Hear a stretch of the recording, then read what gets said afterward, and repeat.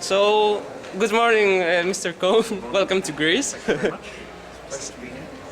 So, for our first question, in your What a Cravat novel, one of your characters, Graham, claims that there seems to be no radicalism in writing. What is your view as an author on writing as an art, and how or what would you define as radicalism in it? Well, it's important not to confuse the things my characters say with the things that I think. One of the things I most love about writing novels is that it's a kind of polyphonic form that you can divide up your points of view among many different characters and make them interplay with each other in a kind of counterpoint. And it's very rare for me to say what I actually think in the voice of one of my own characters, not least because on a lot of subjects I don't know what I think. In the case of Graham from What a Carver, he's a very particular kind of person. He's a campaigning filmmaker. He has a strong sense of political injustice, and what he looks for in art, in literature, is that kind of engagement, which is one of the functions that literature can perform.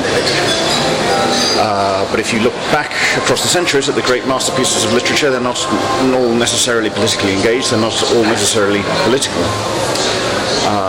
It just happens that what I like to do is take the story of individuals and show not only how they carve out their own destinies or attempt to, but how those destinies are influenced by political events and historical events. And of course, we've been living through politically pretty turbulent times in the last 30 years or so. So in some of my novels, not all of them, politics is very much at the forefront. Thank you very much. So I'd like to take you to another novel of yours, The House of Sleep. It's pretty obvious from the novel that you've conducted some thorough research on sleeping disorders, among other things. What do you think is the relationship between the process of researching for a novel and the process of writing?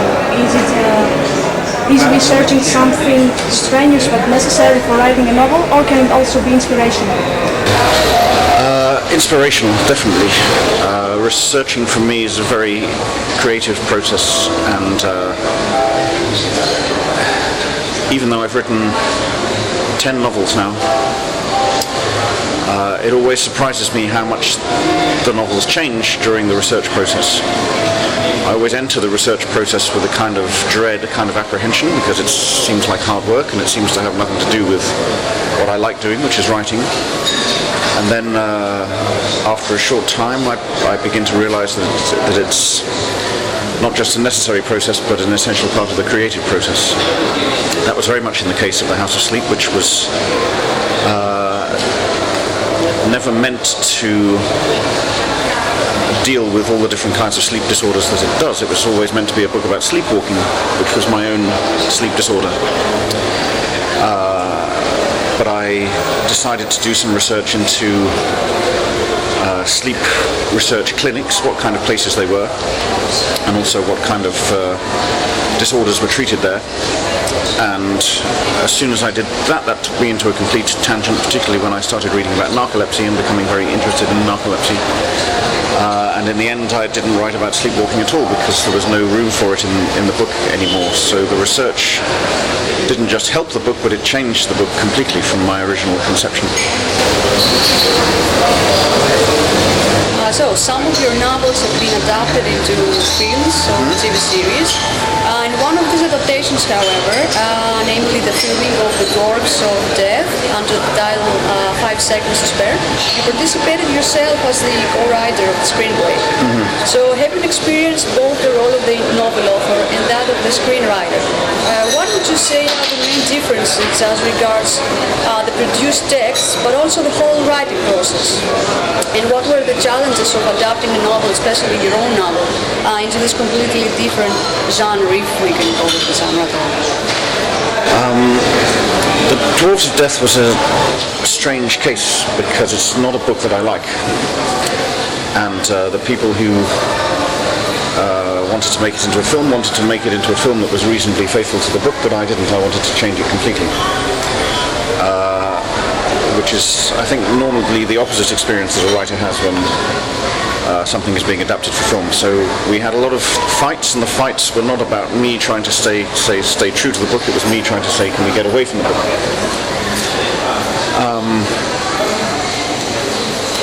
I guess there are two main differences. One is that film is a completely collaborative process, and you have to have a very good and very close working relationship with your collaborators. In the case of 5 Seconds to Spare, that wasn't really the case. I liked all the people who I dealt with very much, and they treated me very decently, but we were not on the same wavelength creatively, and that shows in the finished product, I think.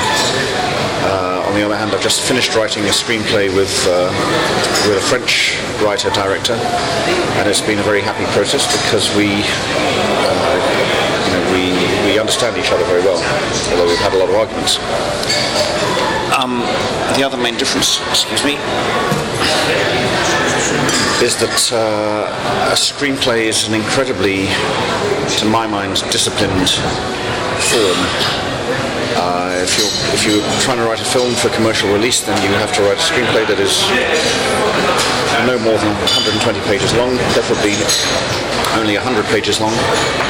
And my novels, as you know, are long and complicated and multi-layered, and when I write something I like to make it as elaborate and as expansive as possible. So what I find difficult about screenwriting is holding back and expressing my ideas concisely and without too many words, because again, obviously, what I usually deal in is words, and the first thing a novelist has to learn when writing for cinema is that images are more important than words anyway. So 12 or 13 years separates these experiences of writing 5 Seconds to Spare and writing this new film that I've just finished, and I would say that my attitude towards the process has changed entirely in that time. Originally I was rather arrogant and naive about it and thought it would be an easy thing to do, and now I recognise that it's just as difficult as writing a novel, and even more difficult for me because it's an entirely different kind of skill. Thank you. In your satirical novel What a Carve Up, you're criticizing the political and social situation in Britain in 1998. Taking the fact that you're drawn to politics and that you were inspired by the Britain social, the political situation, could Greece's torrent of socio-economic crisis inspire you to write a book as well? Could Greece's? I wouldn't presume to write a political novel about Greece today. I don't. Obviously, I could do research, as we've talked about, and I would learn a certain amount in that way. But I think I'm not convinced I could think my way and feel my way and imagine my way into the cultural differences, because culturally Greece seems a very, very different place to the UK to me. When I finished What a Carve Up, I sort of drew a line under it and thought, well, okay, I've written my novel about free market economics, about Thatcherism now, and there's no need to return to that, particularly because the situation in Britain in the 20 years since Mrs. Thatcher doesn't seem to me to have radically, fundamentally changed. Even though we've had Labour governments, they've been Thatcherite Labour governments. But now I'm beginning to think that theme in itself, the fact that nothing has changed in 20 years, even though Thatcherism still has as many opponents as it did in the 1980s, that theme in itself is quite interesting. So I'm trying at the moment to think my way into another political novel about Britain today. But for Greece today, I hope and trust that you have novelists of your own who are writing about these subjects. I don't know, is that the case?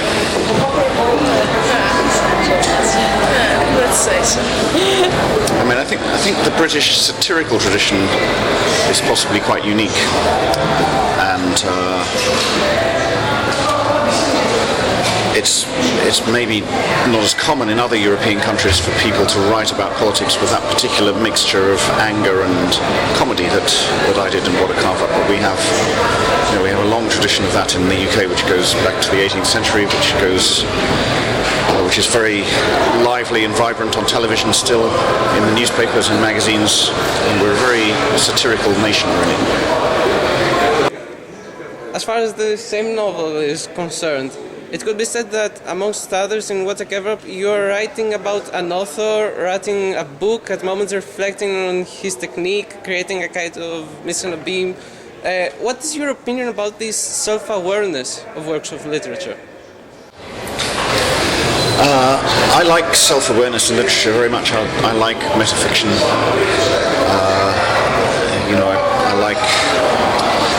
I like experimental writing, actually. But readers on the whole don't, in my experience. My most recent published novel, The Terrible Privacy of Maxwell Sim, is a perfectly straightforward, sort of realistic novel for the first 300 pages, and then it has a very metafictional final chapter. And a lot of readers hated this device and felt kind of cheated and betrayed by it. And I think readers trust a writer and expect from a writer a kind of absolute faith in what they're doing. A faith in the fictionality of it and in the integrity of that. And when something else kind of peeps through the fabric, when an author starts to show doubt, when an author starts to undermine his own creation, then a lot of readers find that very unsettling. It's like the feeling you have in the theatre when you're watching a play and the characters are talking to each other and the fictional universe is on the stage and your universe is in the audience, and then if they suddenly start talking to the audience, or if they suddenly start admitting that they're in a play, then it's very disturbing. I like these effects. I think they can tell you something interesting about literature and about life and the relationship between the two. But you have to do it carefully, and you have to do it. Helps if you do it with humour. And even when you're doing it, you have to somehow make your intentions and your methods crystal clear to the reader. I think otherwise they just feel it scares them away. Again, the novel that I'm thinking of at the moment about Britain today, the way it's unfolding in my head at the moment is very metafictional. But maybe that's kind of my way of thinking about and wrestling with the relationship between literature and politics today, and whether writing literature is an act that has any value politically, or what kind of value it has. Since you mentioned the relationship between literature and politics, what about the relationship between literature and dreaming? In The House of Sleep, it is suggested that the whole novel is like a dream. Do you think that writing a novel, the process of writing a novel, is similar to the process our brain follows when dreaming?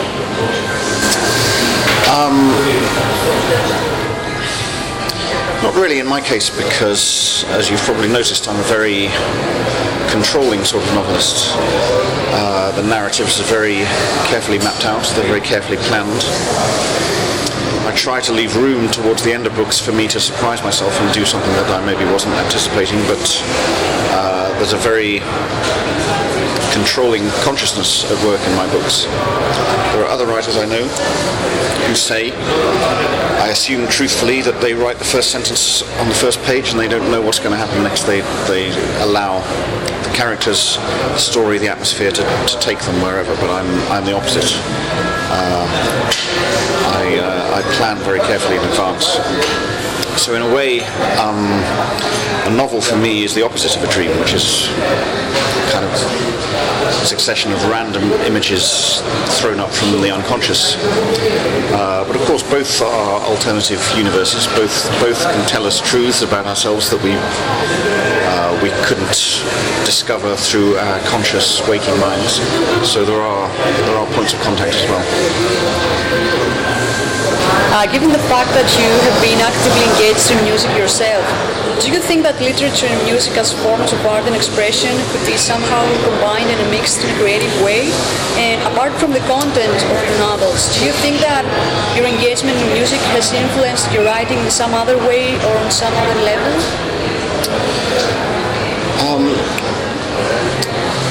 I'm very interested in finding ways of combining the written word and the spoken word and music. I've made a few experiments in this direction myself. I don't mean writing songs, I don't mean writing verse and setting it to music.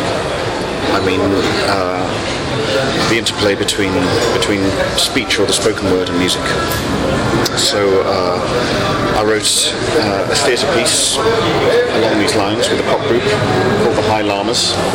The piece was called Say Hi to the Rivers and the Mountains, and it's an hour-long piece of drama between three characters where the music in the background is continuous. Some of the speech is actually spoken in rhythm with the music. All of it has a kind of emotional relationship to the music in some ways. I've just published a story which is called Pentatonic, which is available online, which again is it's a short story which I read, but it's about a piece of music from the character's childhood and the relationship that it has to his adult life. And you hear the music in the background continuously through the reading. And what's exciting is that technology now is available to do these kind of experiments quite easily, which wasn't the case 20 or even 10 years ago. Not only that, but publishers are more receptive to it, that publishers have understood the commercial reasons for getting involved in audiobooks, for getting involved in internet publishing and so on, and so they're more receptive to any ideas which are slightly more complicated and more interesting than just putting a piece of writing online. So it's a good time to be doing that, and I hope I'll carry on doing it.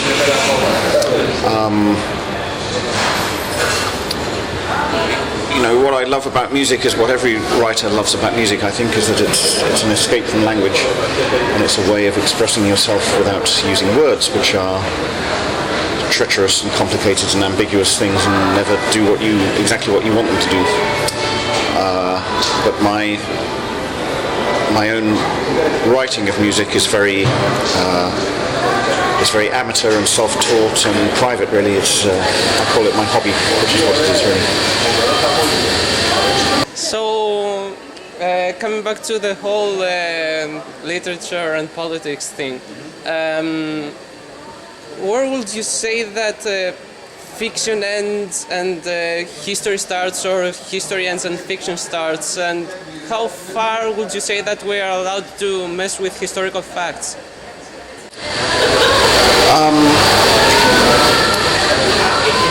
I try not to mess with historical facts at all, if I can, even in the small details. And I'd say I was... In my 10 novels, I've stuck to this rule maybe 95% of the time.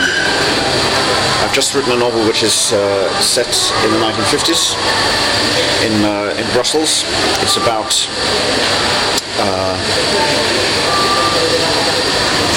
the Brussels World's Fair of 1958, the coming together of nations after the Second World War and the beginnings of the European Union. And there was one detail where I couldn't stick to historical fact. It just didn't work within the framework of the novel I was using, so I changed it.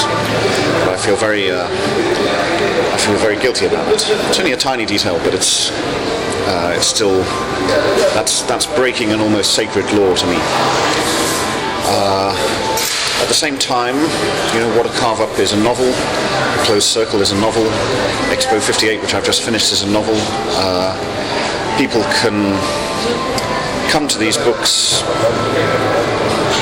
maybe to re-inhabit the texture of the historical period that I'm writing about, to get a flavour of the temperature of the times, but they're not objective histories. They're my take on them. And indeed, any good work of history is a work of literature as well, and is only one writer's interpretation, one writer's narrative. So for me, the boundaries between the two are very fluid. In fact, when I read a history book, then my assumption is that it's a narrative like any other, with all the kind of distortions and twists and spin that you would expect from a piece of fiction. But in both cases, the historian and the novelist has an obligation to stick to the facts as far as it's humanly possible. Thank you so much.